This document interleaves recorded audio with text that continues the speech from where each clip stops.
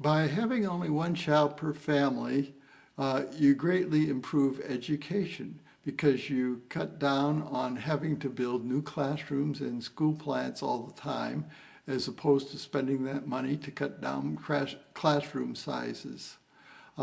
Children should compete with themselves, not with others in their class, on attaining goals and performance levels. If you don't do that, the smart kids will figure that they're way smarter than everybody else, so they'll just coast and they won't improve. And the kids that are a little bit behind or a little bit slower in learning will get frustrated. But if they're competing with where they are today and they're moving towards a better ability, then even the smart kid and the child that's a little bit slower can satisfactorily improve, and there isn't frustration in the class. And this is very important to do.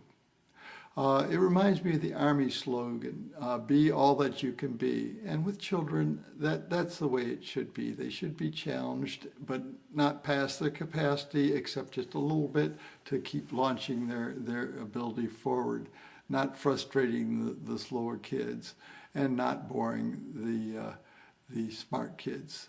So if we do that in education, that would be truly wonderful. People usually, as wage earners, tend towards two different ends. Some of them accept government-type jobs, such as mailmen, firemen, policemen, teachers, and those jobs give them a lot of job security, and they don't have as many challenges in a competitive world, but they tend to be creative people through literature and art, and that's good too. The second group of people tend to be more entrepreneurs.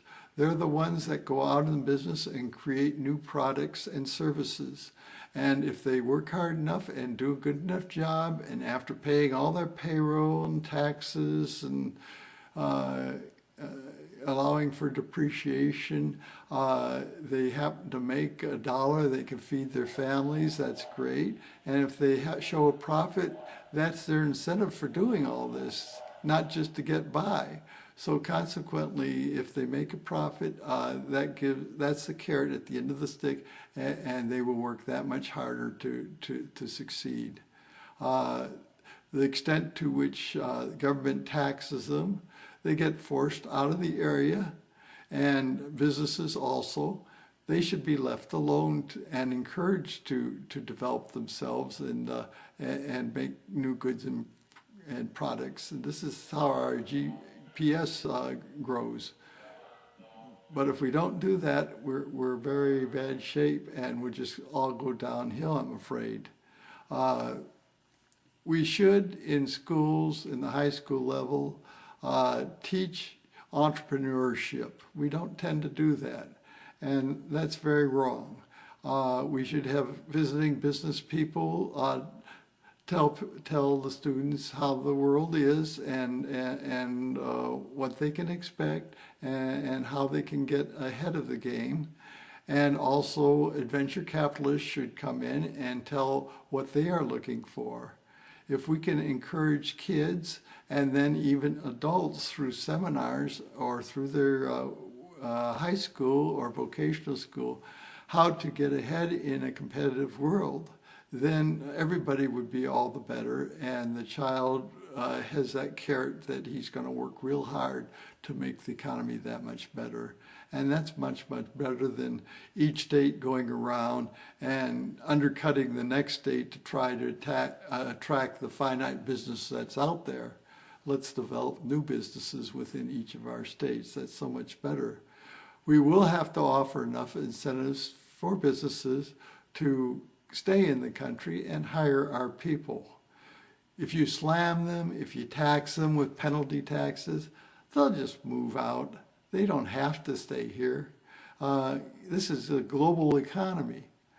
So why kick them out when you can attract them and make them joyously want to stay? And this is what we should be striving for. Not the stick, but the carrot. let's get people to get their ideas and get them in place and have a bustling economy and make for higher paying jobs and the betterment of everybody. And I think that's the way we should go, and it should be done through education. That's very important.